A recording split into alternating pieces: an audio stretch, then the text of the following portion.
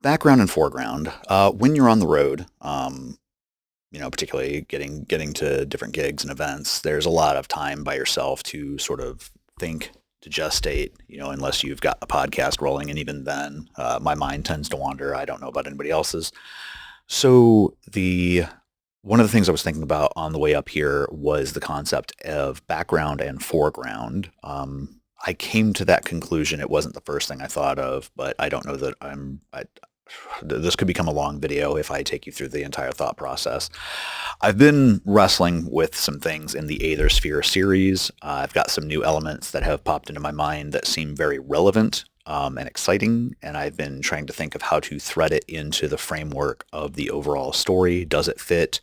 Or if it doesn't fit, do old things need to go to accommodate the new storylines, or does the new storyline just need to be dropped to hold to the storyline that I already had going on? If all that made sense, great. If it didn't, hit me up. So the concept that I started thinking about more was background and foreground. So you can see this really clearly in art, in physical art, paintings, photography, film, where there is a forward focus and then there's background stuff. And I think as a creator of stories, one of the things a decision that you need to make to keep your story from getting cluttered is to decide what's in the foreground and what's in the background, because you can't cover everything at one time. It's going to get very sloppy. It's going to get very messy, very confusing, probably for you and for the reader. So again, in my last video about the rule of three, about figuring out where you are and where you need to get back to, having an idea of the foreground and the background helps you kind of differentiate these things.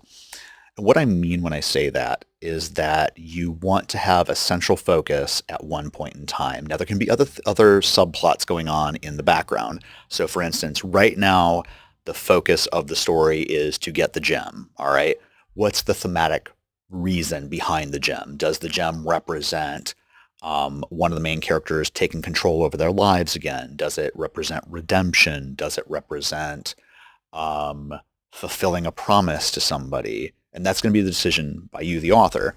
But that's the foreground. That is, and if you make your plots thematic, well, one, it's going to resonate stronger with the audience, but two, it's also going to help you decide what the important things are to keep and what things to kind of either cut or push to the background.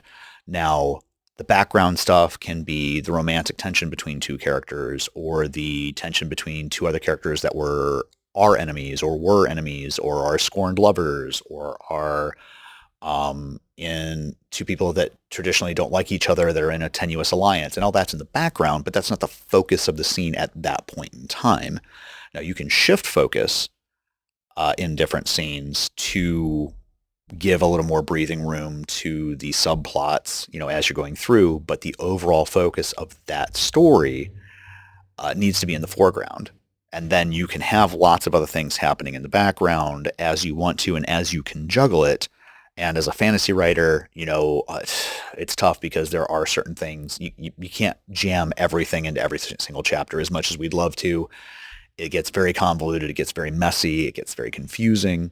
So separating that and being like, okay, here's what's in focus right now. Twist that lens, focus in on this thing right now, and ride through that thematic wave, ride through that story in the way that it relates to the theme as a whole, going back to the core premise or the central question that I've been talking about in other lectures.